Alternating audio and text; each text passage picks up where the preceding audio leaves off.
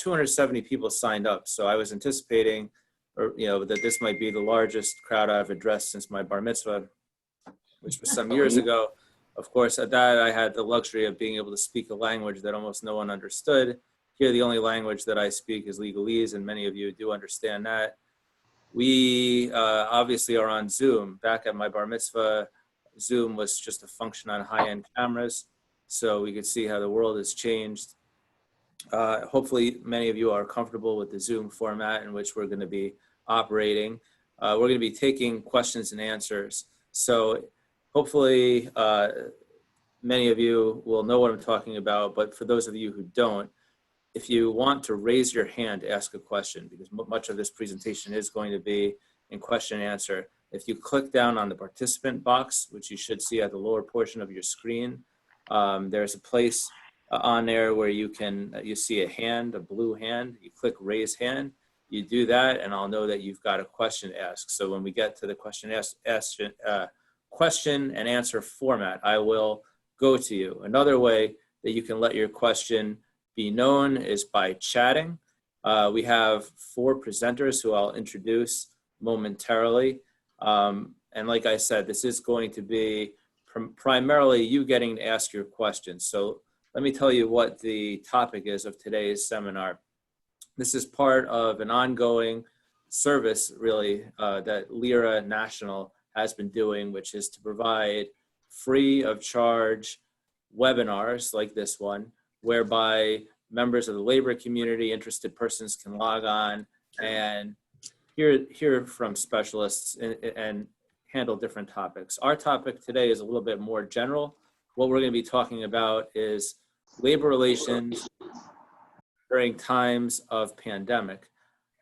I want you to focus on that we didn't say during COVID-19, because we did that intentionally.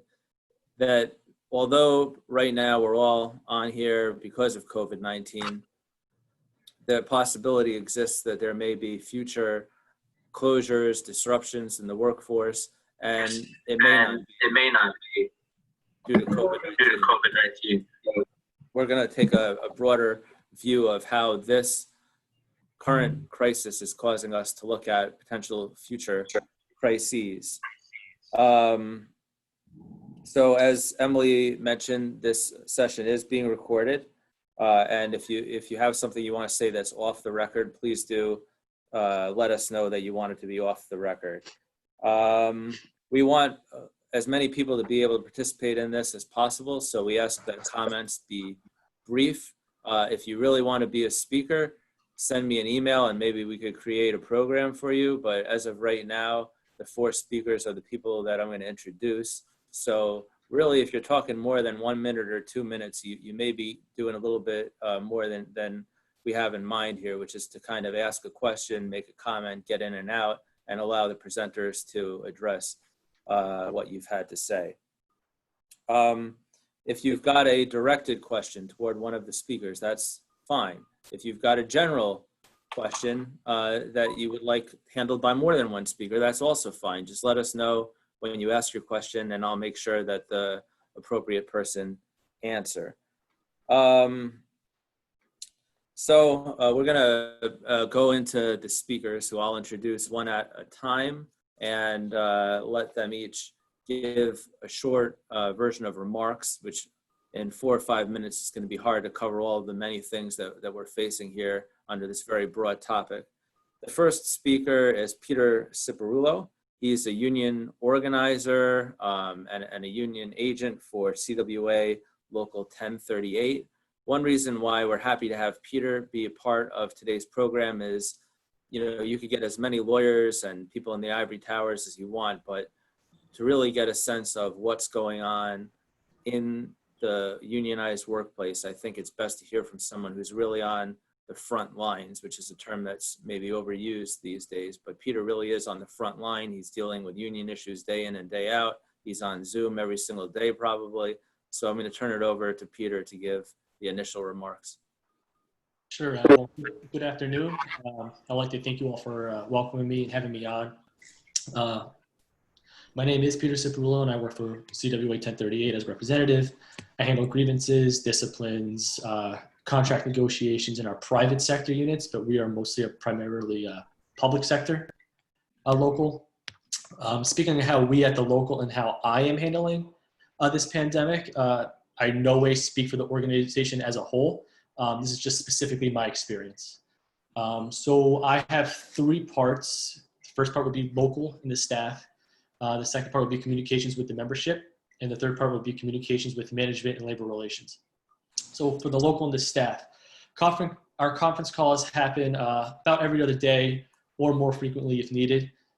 We have concerted efforts to deal with issues that may arise in a particular work site, or we make sure that we all understand what's going on at every division and department that we represent.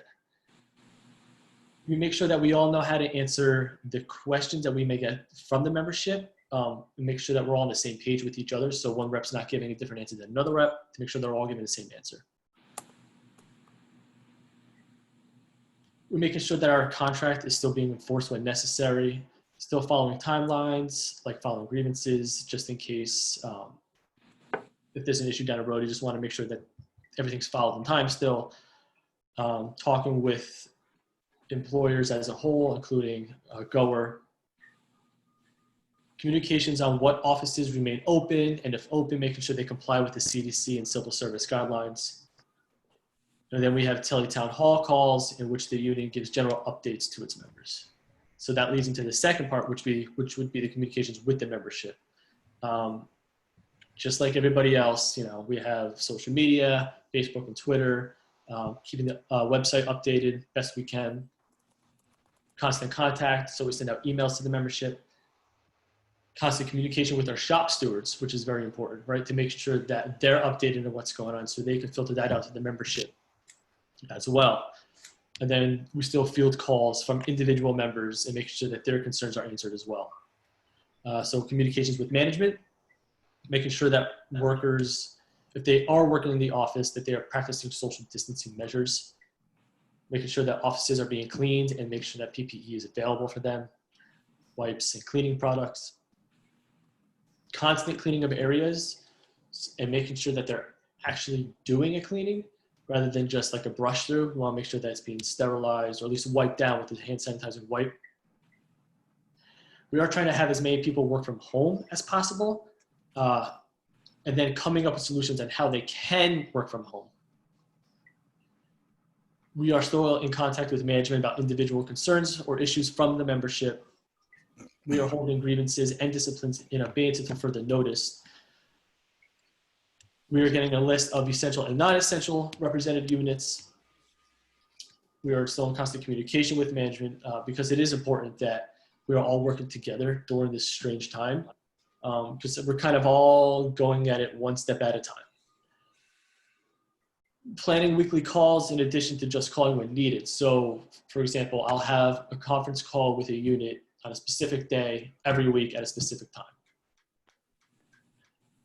And then really just a mutual understanding that we are in unprecedented times and that everybody's safety has to be the #1 priority. Yes, the work has to get done, but it has to be done in a safe way to make sure that we can help, flatten the curve, if you want to say, making sure that nobody gets sick, and to prevent others from getting sick. So again, is our priority. That's all I got. Thanks. Great, thanks, Peter. So the next speaker, Eric Meyer, is someone who I read a lot on LinkedIn.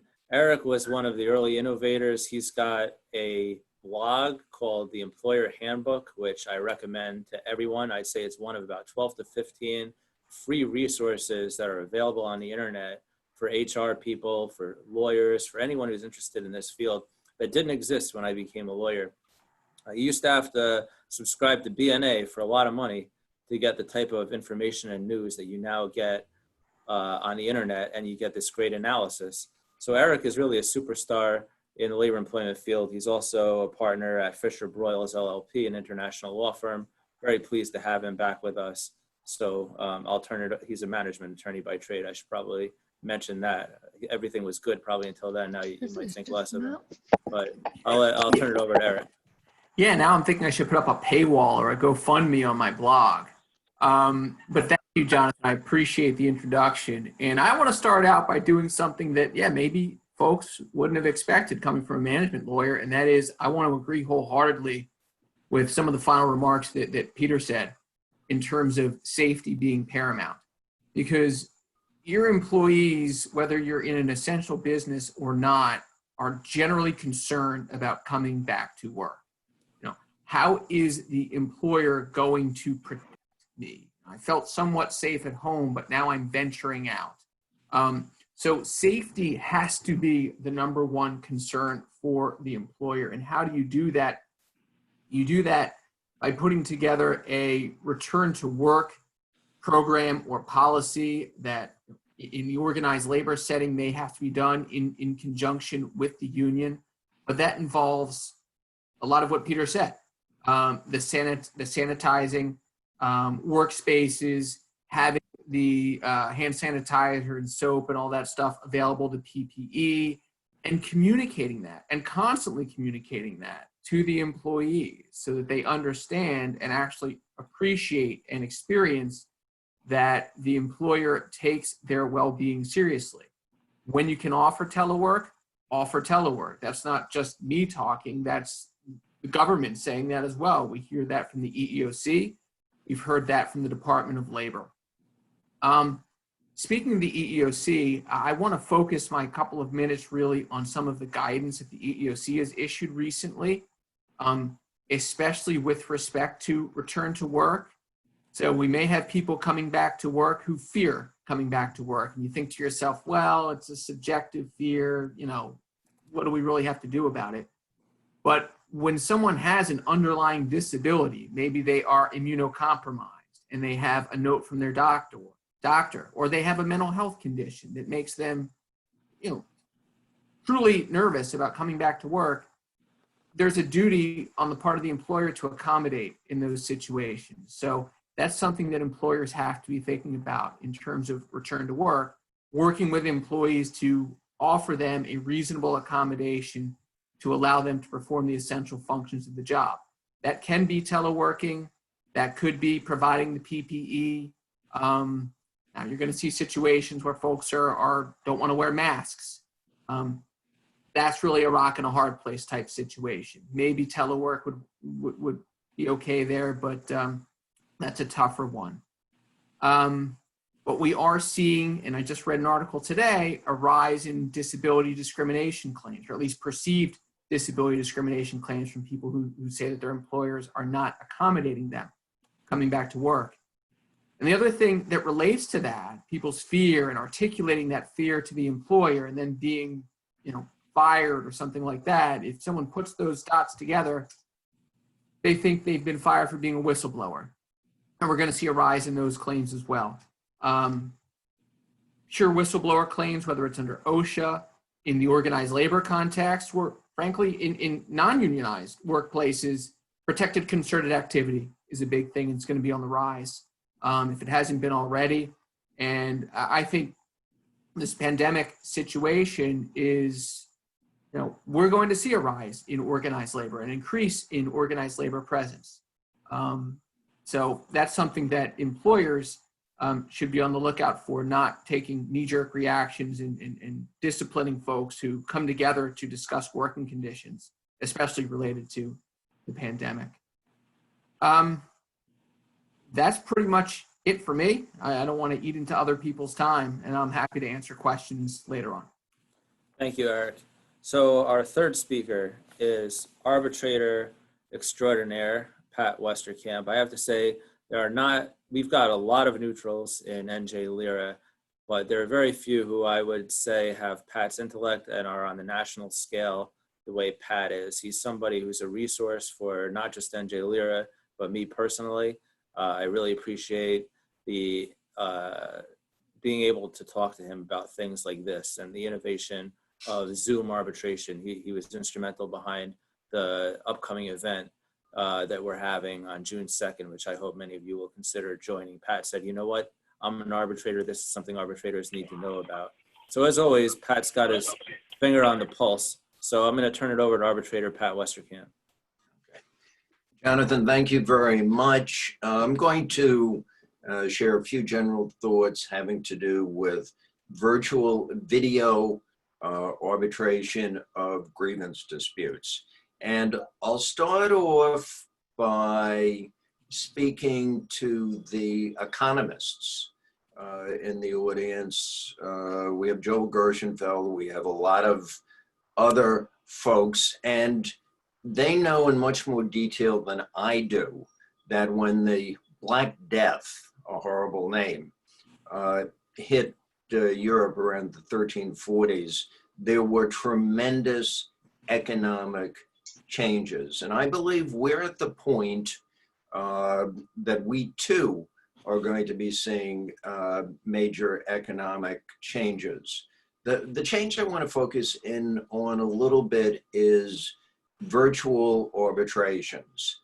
Now, in fact, over the past 15, 20, 25 years, perhaps, the increase in virtual hearings has been bit by bit moving forward.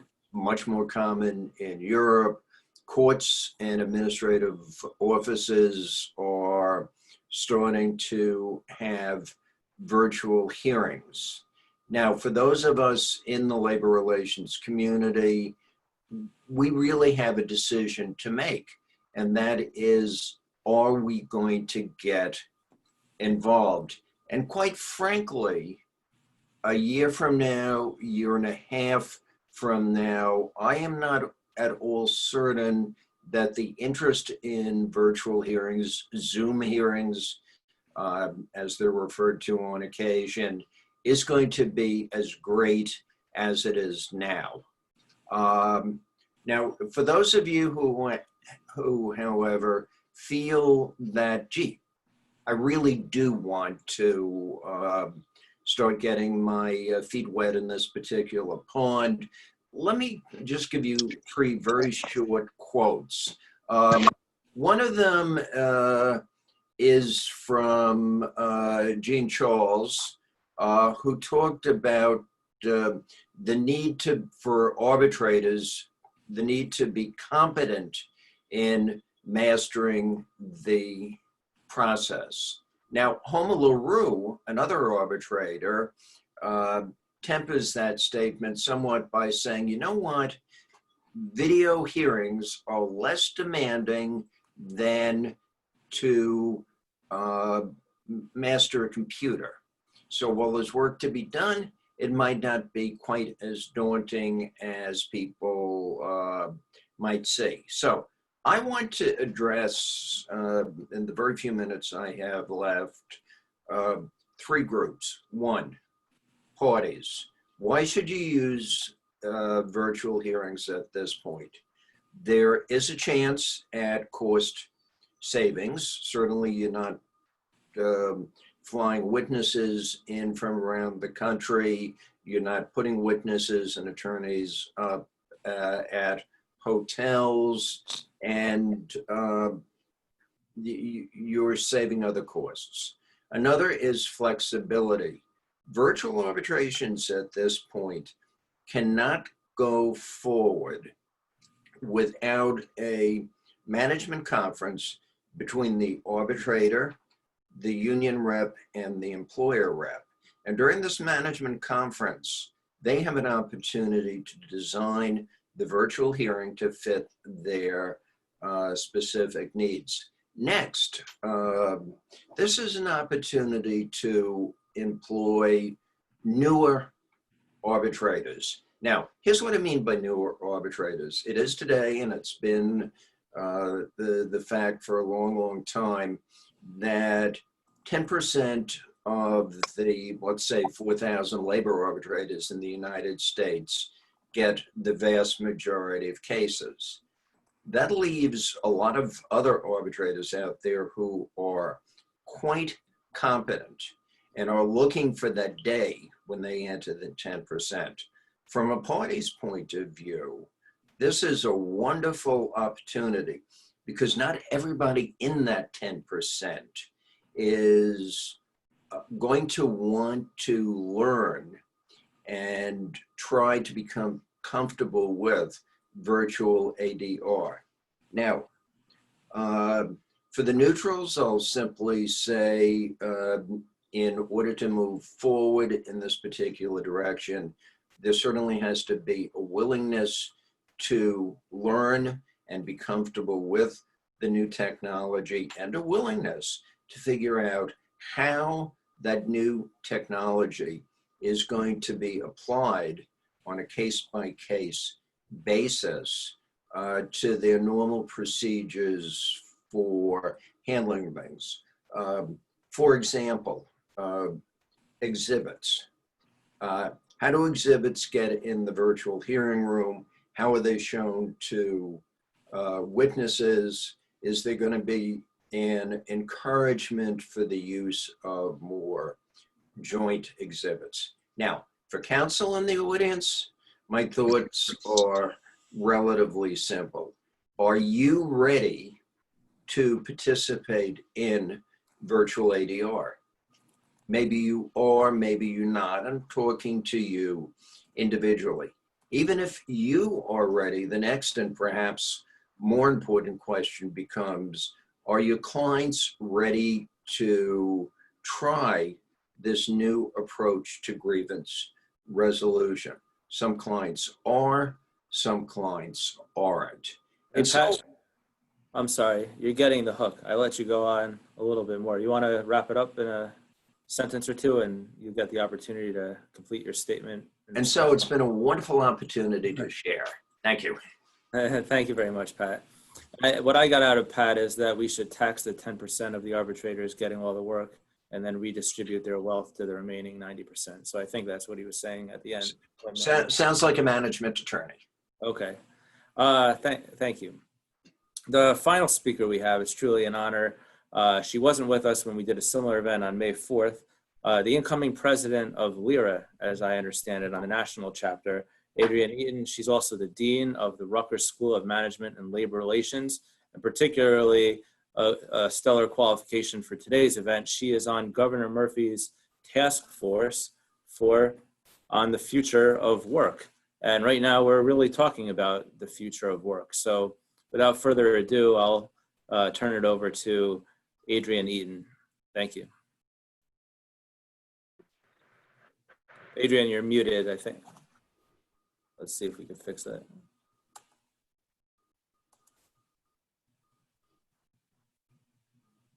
I don't think I can fix it. There we go. Better? Got me? Yep. Yes. Okay, sorry about that. I thought I had unmuted.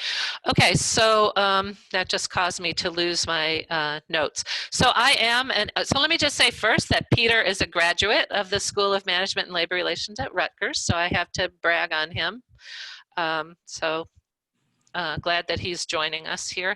So I am an academic and not on the front lines of labor relations right now. So I'm observing them from my computer screen. So I'm gonna mostly zoom out, which is what Jonathan and I had discussed my role. But I did wanna just comment on a couple of things. I was the faculty union president at Rutgers during the 2008-2009 financial crisis, which had some things in common with the current situation. And I just want to offer a couple of observations based on that experience. One that is that watching what's going on at my own institution right now, and particularly in the managerial ranks, because that's where I sit now, it seems to me that we've forgotten some things that we learned and that happened the last time around that we were in crisis. And sometimes repeating some of the same, I don't want to say mistakes, but the same approaches to problems that didn't work at that time and probably won't work at this time either. So one thing I would suggest is that maybe we ought to be keeping track of what we're learning in this moment so that we can apply it again if we get into another pandemic or some other sort of crisis in the future. The other thing I would just mention is that at that time, the university had unilaterally frozen salaries, and we grieved that and went into an arbitration process, et cetera, et cetera. And in the course of settling that, we negotiated some new language that now is actively constraining the university in this particular moment of financial troubles.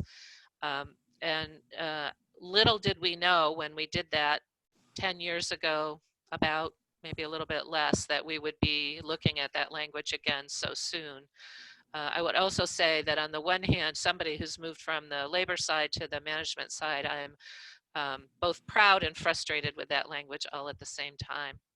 So now just for a couple more distance observations in the very little time that I have. One, I wanted to pick up on a thread from an earlier session, and it was Joel Kutcher-Gershenfeld's question actually about whether collective bargaining can be a platform for considering how sectors will look once we're past the immediate crisis. And I had a couple thoughts about that. One is that I think we are so much, unions and employers are so much in firefighting mode right now that it's very hard to step back and think about the longer term. And I had recently an interesting conversation with some staff from the ITF, the Transport Workers Federation. That's the global federation in the transport sector. And they're very much wanting to think about what a labor-oriented, a worker-oriented public transport system might look like in the future. But I think in a practical way, they're sitting in their office trying to help affiliates who are struggling with workers who are either out of work completely or working completely unsafely. So I would hope that actually thinking in these bigger, longer terms would be something that academics might be able to help with. I'm going to skip a point because I see I'm rapidly running out of time. I think I want to say that for me, a lot of the answers to the current crisis and to this larger question of what sectors look like in the longer run really need to happen above the level of the firm and employers and at the public policy level. And here, as most of us will know, the US labor movement is at a significant disadvantage compared to certainly Western Europe and many other advanced democracies and market economies of having no good mechanism for social dialogue at a national level, a regional level, a state level, and I think crucially at this moment, a sectoral level. So one other thing, I wanted to then pick up a second thread, which is Janice Fine had ended her remarks a few times ago talking about power. And I think Eric was saying that he thinks we're going to see a lot of mobilization of labor, and I think we are seeing that. Strikes, demonstrations, all kinds of creativity and innovation. And I want to give a shout out to Rutgers PhD student Fila Townsend, who is doing a dissertation now looking at labor organizations' use of digital tools. She actually started this before the COVID crisis, but I think that's going to have a lot to tell us. And just one concluding thought, Jonathan, so you don't have to pull the hook on me. Something that Janice had mentioned, that industrial relations theory tends to think that workers don't have power in times of high unemployment. But I think historically that theory hasn't considered other sources of power, political, social, relational power, like coalition work, bargaining for the common good, and other techniques that unions are trying to use at this time. So I'll stop there. Thank you, Adrienne. And I think that Adrienne's remarks, are so well thought out. They underscore the fact that we're so proud in New Jersey LERA to have this relationship where we've got Rutgers School of Management Labor Relations, which, from my perspective, seems to be, really in the leading cutting edge of management and labor relations. And we're so happy to be able to do events with them and with Rutgers University LERA.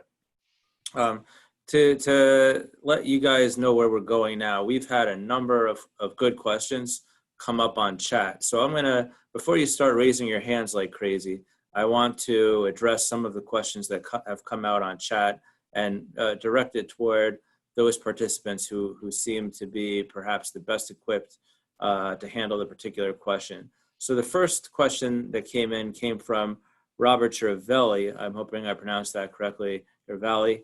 What approach would you take where there is a company policy to wear PPE, which is personal protective equipment, but there is employee reluctance or non-compliance? And this is an interesting question because basically this is the fact scenario for our mock arbitration on June 2nd, where a guy works in a meat processing plant and is accused of not wearing his mask despite work rules that specifically say you can be terminated if you do not wear a mask.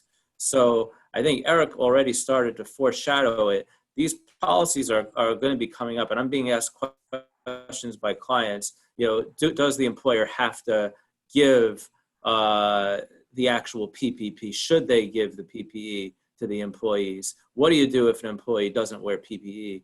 Eric, if you could just, I know it's not a cookie cutter situation, but you get hired by an employer, has put in place work rules regarding PPE. What kind of advice would you give them about this type of situation?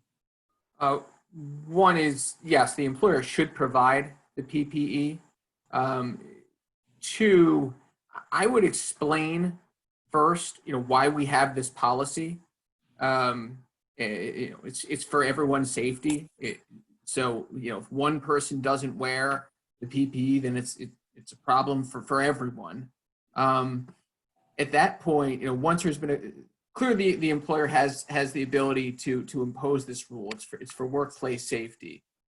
If the employee refuses to wear it, I'd want to get a sense of why. Hopefully you can do that before the employee refuses to wear it. But ultimately, if there is, again, I talked about it earlier, if there's no disability situation or otherwise duty to accommodate, it's just someone who, for their own personal reasons, doesn't want to wear the PPE, and they're not coming to work, right? They're going home because they're creating a safety hazard for themselves and everyone else, and we'll sort this out later on. They're going home, they're getting disciplined, maybe they're getting fired. Eric, you might know this, so let me ask you, are you aware of any local, state, or federal regulations that would speak to whether or in what circumstances an employer would be required to provide PPE? It will vary by the state. So, some states or even localities may require that. I think as a best practice, the employer should be providing it rather than trusting that the employee is going to bring it to work. I suppose an exception would be if you have temperature checks, and rather than doing the temperature checks on site, you'd rather have the employees do the temperature checks at home as a prophylactic measure to avoid having people come to the workplace who may be suffering from COVID-19 symptoms or a fever.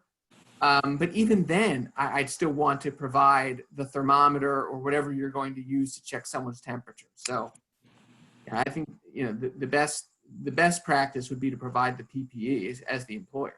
Yeah, that's my understanding too, is at this point, for at least in New Jersey, for most of my clients, it's a best practice as opposed to something that's required. So Peter, let's flip that question a little bit. And let's say you're in the uncomfortable position as a union representative that one or more members of a local unit express to you that they're uncomfortable with policies that seemingly have been implemented for their own safety. They find temperature checks to be invasive, something along those lines. What is, obviously, you need more facts to not speak in purely hypotheticals, but I'm going to ask you in hypotheticals, what kind of approach would you take to that situation? What kind of things are you thinking about? What kind of things are you talking to the unit members about? Oh, man. Well, first figuring out why. What's their particular issue? Why don't they want to wear the PPE? I think overall you got to think about the workplace as a whole, right? If they're refusing to wear PPE, is there a way that we can get them to work from home if possible? If not, and they have to go into the office, again, this is my thought on it. You have to protect everybody, right? And if PPE protects people, trying to maybe work with management to get on a different schedule. Maybe if they don't want to wear PPE and they have to go into the office, make sure maybe they go into the office when nobody else is around. I don't know. But again, safety is the priority. And if PPE may be required, we'd have to talk to that membership or the members why it's important that they wear it. But, it's important to get their concerns, have them tell you their concerns and why they don't want to wear the PPE, but then explain to them the other side of that. Again, it's a hypothetical. It's a tricky thing to handle because you do deal with that almost every day. Why should I wear this mask in the office? Well, because it's to help stop the spread of it, and we don't want to get other people sick. So, I mean, you really have to talk to the membership and the member itself on why they don't want to, and explain to them why it's important, especially at this time that they, in my opinion, that they should. Okay, thank you. And the next question, which is from Michelle Trester, I think sort of springboards off your answer, which is, the question as I read it is about under what circumstances is an employer, I suppose either it would be different depending on your state, if it's a public sector or in the private sector, should be, or if there's a union or not a union for that matter, should be required to what extent should an employer be required to negotiate with employees as to which employees should work from home? And I've gotten this question. I'm going to zoom out to Adrienne and ask her. The question I got last night was from a physician whose practice just reopened, and she works for a large company, and her she feels that she should be able to provide telemedicine because she can do it from home. She lives with her 80-year-old mother. She's got 2 underlying conditions herself. Her mother has several underlying conditions. So she says, why does the company need to make me come to the office to work? I'm in these high-risk categories. And as far as I know, there's not a legal framework at this point that would say, okay, well, you've got justifiable reason to be concerned that you're a COVID risk, although you haven't been exposed, so we're going to protect you. Would you mind, Adrienne, kind of taking a look at that broader public policy perspective and what you think the employer could or should do to try to accommodate these employees who have valid reasons, although perhaps not a legal checkmate as to why they should be able to work from home as opposed to someone else? Yeah, so I'm not an expert on the ADA and the legal questions, so I would leave that to others. I do know that this is an issue within the university, right? And I will just say, as the dean and thinking about how we're going to teach going forward, that the first thing that I talked about is making sure that faculty who are in vulnerable categories are not forced to be in the classroom with students, right? So even if others, in general, we are back in classrooms in the fall, which, by the way, I don't think we will be, but no decision has been made about that. But and then, of course, some of the faculty have reminded us that it's not necessarily just their health, it's their family members as well. So my own view is that we should be accommodating that to the extent that we can and not force people to be in the workplace when it's unsafe for them to be in the workplace. That's fair. And Pat, I would you like to comment on sort of the way the two last questions sort of dovetail? As in your role as an arbitrator, I understand it would come to you probably if there was some dispute between the employee, the union perhaps, and the employer, or perhaps in an employment case, an employee and his or her employer. Let's say that the claim is an ADA claim, and I've got underlying conditions, and the employer should have made an exception for me and let me telework. There was plenty of telework to go around, but they made what I claim is an arbitrary decision that I am someone who needs to come to work, although I say I shouldn't. Yeah, if I'm being called in as an employment arbitrator, I'm going to be looking at the ADA and the guidelines for reasonable accommodation.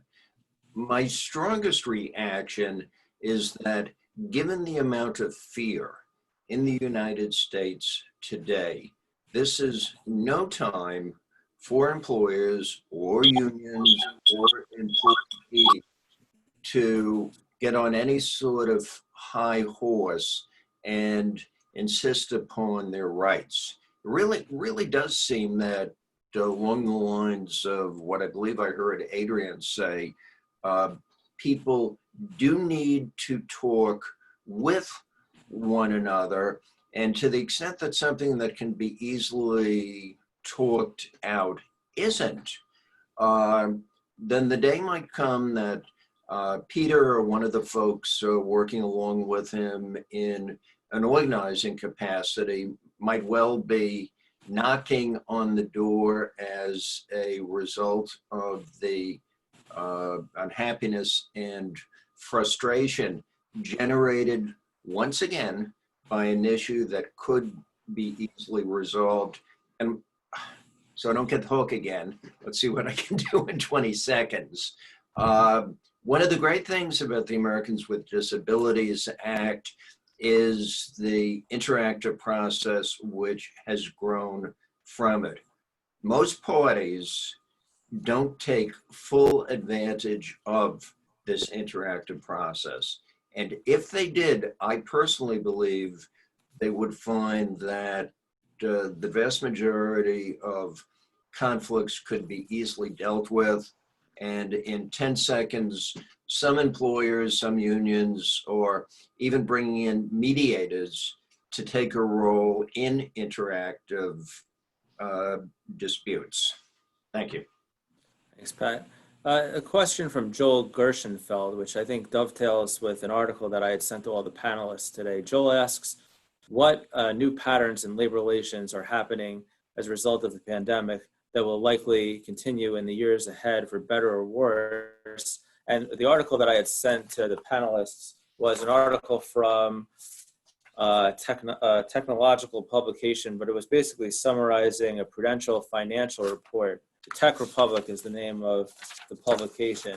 And they were finding on the specific issue of the future of work, they polled employees. They found that the majority of employees, 66%, agreed that the work site will need to be restructured to create more personal space after the coronavirus.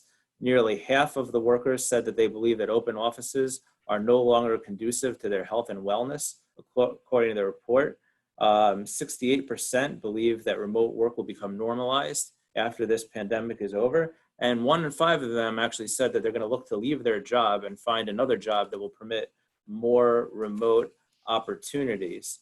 And there were a lot of other interesting answers that were provided in that study, but rather than you could read it for yourself, let me go to Adrienne and Eric.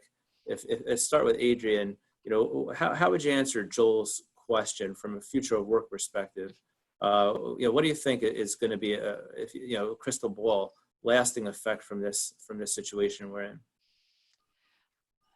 Well, I think there's a lot of different levels that you could ask that question about, but I do want to, so I'll just focus for a minute on telecommuting, because I do think that's going to continue to be an issue. So sort of very on the ground practical. And I did quickly look over that study, Jonathan, and one of the things that struck me there is that it didn't really address gender concerns around telework.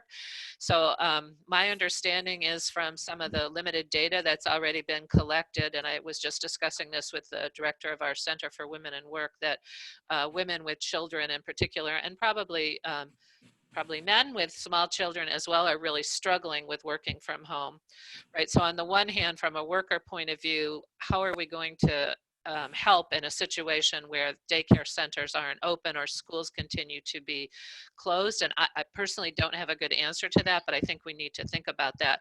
Then the flip side from a managerial point of view is that in the longer run, I am worried about the productivity of the employees that are in that position, right? So I can appreciate their struggles. We have accommodated a lot of that at Rutgers now, but some point will come where we're going to have to think through what we're going to do if that situation continues. So I think, and then in the longer run, I think, many people are liking working from home, and we're going to need to figure out how to accommodate that going forward and how to negotiate around it, not in a crisis situation, but for the longer term. Right, and to twist that question a little bit for Eric, so in some situations, anecdotally, probably you and I have both seen from our clients that maybe they never let their employees, or this level of remote work from their employees, and things haven't been as bad as they feared, and now employees are growing accustomed to remote work and may want to continue doing it. Do you think that that's a realistic possibility, and how do you intend to guide your clients, generally speaking, with that going forward? Well, I speak from personal experience. Changed law firms 2.5 years ago from a traditional brick and mortar law firm to one that every one of us were 260 attorneys that work remotely. So this is nothing new for me, other than having 4 children at home that we have to homeschool. But the actual concept of working remotely, it works. So I'm very bullish on allowing employees to work remotely. In fact, I think that businesses are going to ascertain, discover more efficiencies from this. And ironically, it could end up in more layoffs, not voluntary people leaving, but rather involuntary, as we become more efficient by allowing people to do what they like to do, which is working from home. But, you know, getting a little bit more granular, yeah, I mean, if people have a basis, a basis in the law to work from home, coming back to what Pat was talking about, Americans with Disabilities Act, someone is or maybe an FMLA reason, you have to care for someone who is who has COVID-19, or you yourself are immunocompromised.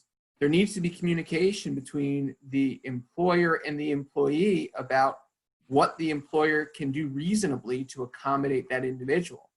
If telecommuting is the answer, great. If it's not, then, you know, I mean, if I'm a crane operator, I can't telecommute and raise a crane.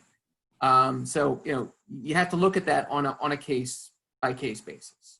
It's not easy. We're getting so many good questions. I'm going to have to paraphrase a little bit, and I apologize to anyone whose questions get cut or might not get heard. But Gary Holloway, to paraphrase him, basically he informs us of the fact that he's negotiated a first contract on behalf of a collective bargaining unit, it would appear, or perhaps for management. And he's also done some grievance hearings, I assume all during this COVID period remotely. And he's saying that what he's experienced is more than ever, people feel free to talk in this type of a setting, such as Zoom, and that even against their own interests, when they're kind of on a smartphone, on Zoom, or dealing with this type of situation, he's noticing that there's more open dialogue and more of an importance for meetings. Peter, that's your world. So what do you think?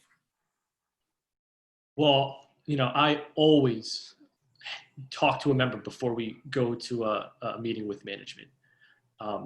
It is extremely important to let them know what may happen, set their expectations, and make sure they're aware of what they say, you know, essentially what we put on the record and be, you know, could be used down the line.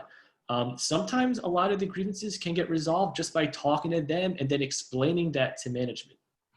And just clearing there, because a lot of times it's just miscommunication, especially now, right? When everyone's kind of going through email, you know, timestamps get messed up, things get just lost in just email abyss, right? So, you know, I agree. Members need that conversation prior to meeting with management, and I do think a lot of issues can get resolved that way. Because sometimes, like I said, it's just miscommunication between everyone and everything. Is it possible that communication is better now than in the good old days? Because if I have an issue, I'm on Zoom, I'm explaining myself face-to-face to you, and then you could get face-to-face with the employer, and you don't have to schedule, you know, an in-person meeting and drive to, you know, Cape May County, and you can just get on Zoom right away. Is there anything to that? You're muted, Peter. Sorry. For me, it's kind of the same, because that part never really changed, right? It was always a lot of times just a phone call with the membership, talking about certain things, and then setting up a meeting. But it's kind of been working out so far, and just to me, it hasn't really changed. Okay. Then again, most people are working from home, so there's a lot less issues to deal with. So I guess, you know, workplace issues, since a lot of people are working from home. So it's kind of, right? Because when everyone's in the office, more, again, there's more issues, and then you have to kind of schedule your time more appropriately. While now that there's less issues, you can spend more time with the person to try and figure something out. Answer your question. Yeah, I think you did. So I'm going to move on real quick and read a comment from Deirdre Curran, because she actually joins us from Ireland, I assume. She says she's an Irish academic, so I think she deserves to have her comment read, which is that she believes that the academic community has a responsibility to use its unique, albeit limited knowledge to help shape the argument of how we want to work and for society to look post-COVID. The crisis has shocked us awake in many respects, and we need to capitalize on that acute, if temporary, consciousness. So a remark from Professor Karan. Anyone want to comment on that, or we can move on? I think her point's noted. Adrienne? I'll just say very quickly, I think a lot of academics are reevaluating their research programs in this moment, and things that we were thinking about and working on before, just like everybody, I suppose, in their own way, right? Just don't seem interesting or relevant anymore. And so I think we aspire to do what she suggests. All right, I'm going to ask Michelle Trester's question, which may harken back to a prior question, which is, she gives a very specific example now. A welder refuses to wear a helmet, or a construction worker refuses to wear a safety harness.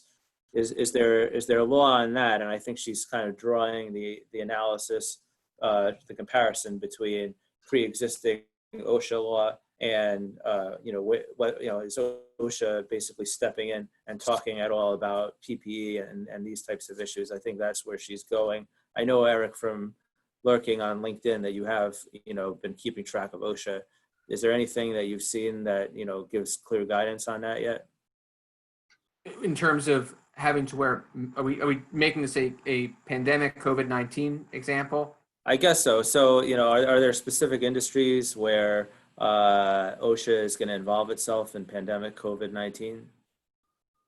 Well, OSHA has most recently talked about the duty to record illnesses where someone contracts COVID-19 from the workplace. That it's clear now that the employer does have a duty to record that. Doesn't mean that there's going to be any sort of liability on the part of the employer, but if an employee does contract COVID-19 from the workplace, you've got to make note of that. Now, the bigger issue is, how the heck do you know, right? So what OSHA says is that, you have a duty to do a reasonable inquiry to see if the employee actually contracted COVID from the workplace. Now, what does that reasonable inquiry entail? I don't know. We're not doctors. So I guess we do what we generally feel is reasonable. And then to add another layer of complexity on top of that, we have the executive order that President Trump signed about a week or so ago that essentially has directed the administrative agencies to cut down on regulation that impedes the ability of businesses to conduct business as we return to work from COVID-19. So that adds another layer altogether on top of, what are the employer's obligations to protect the workforce versus getting the work done. Right. Well, we're nearing the end of our hour, so I'm going to stop taking questions here and make one or 2 points myself, and then ask for basically 1 minute closing statements from the participants. But here, I think that Eric, by mentioning President Trump, we got to, let's assume for a moment, probably unjustifiably, that our various politicians on the state and federal level are trying to act in their best interest in creating policy to try to get the economy going and protect workers, but they've got different ways of doing it. We've seen an unemployment stipend come from the federal government that's about $600 a week, and in addition to state benefits, where in a state like New Jersey, it could result to somebody making about the equivalent of, I think, $65,000 a year or thereabouts on unemployment, which could sometimes be more than they would have made had they worked. There's also a controversy about the PPP, businesses getting loans that require them to make a statement that they're going to try to spend money on payroll, and if they want forgiveness, they've got to bring people back maybe before they're ready. Other people say that maybe we should have given that money directly to the workers themselves. And then you've got the gig economy and people falling off and not being able to do that. So there's a whole lot of things that moving parts that are going on out there, and because this is all so new, I don't think anybody has answers. But now that I've just kind of laid out that sort of panoply of issues that we're all facing and trying to determine what the workforce economy is going to look like going forward, I'd like start back at the beginning with Peter and just 1 minute each, sort of an outro about takeaways and things that you would want to wrap up with. So Peter, if you could start with that, please. Sure. The biggest thing is communications with management is one of the most important things, to make sure that everybody is safe and to make sure that, you know, if there are problems that arise, that we can take care of it and not wait for it to fester any longer than it has to. Again, I'm only a local rep, so I'm not privy to a lot of the information that's talked about at the top. But just from my experience, you know, being in constant contact with the membership, because that's what matters, is being in contact with the membership, the shop stewards who are there right next to the members, especially those essential who are working in the office, making sure that everything is okay, and that if they do have issues, I can contact management about that. And just making sure that we do have constant, routine conversations with management about anything, right? Even if it's just that, hey, do you have any updates for me? I don't have any. Is there something that you're not telling me, or I didn't tell you that got lost? It's just constant communication. It matters. So that's how I think we can get through this together and make sure that everybody is safe when it is time, whenever that is, to return back to work. All right, thank you, Peter. And Eric, if you could just make a short statement. I agree. It's communication and preaching safety and staying on top of new information. You know, I mean, for example, the symptoms that have been linked to COVID-19, if you've been on the CDC's website at any different number of times over the past couple of weeks, they change all the time. So part of safety and communicating with one another is sharing new information about return to work, about COVID-19, about keeping the workplace safe and not holding anything back. On the one hand, keeping an open mind, but on the other hand, ultimately doing what's right and what's best to keep the workplace safe. Thank you, Eric. Arbitrator Westerkamp. Yeah, I agree with everything that's been said up to this point. From my point of view, each workplace is a family. We can, in our workplaces, look at outside regulations, look at statutes, look at executive orders, but at the end of the day, the members of the family have to talk with one another, get together on what makes sense, and implement that in good faith. It's talking and trying to find a way to get through this crisis together. Great, thank you. And finally, Adrienne, if you could just wrap up the remarks, that would be wonderful. Yeah, so I think I'll return to the kind of higher level and bigger questions that Jonathan was really asking about, and just say that I heard Mary Kay Henry in an interview with Ezra Klein on Vox over the weekend, and one of the things that she said is kept asserting that low-wage workers are done putting up with the conditions that they've been suffering under for decades, really, and are mobilizing and are going to be demanding better treatment and better wages, et cetera. And I think that's really crucial for how the world is going to go moving forward, but I think her assertion remains to be seen. I'll stop there. Thank you, Adrienne, and thank you to all the panelists. I hope that everybody who attended got something out of this.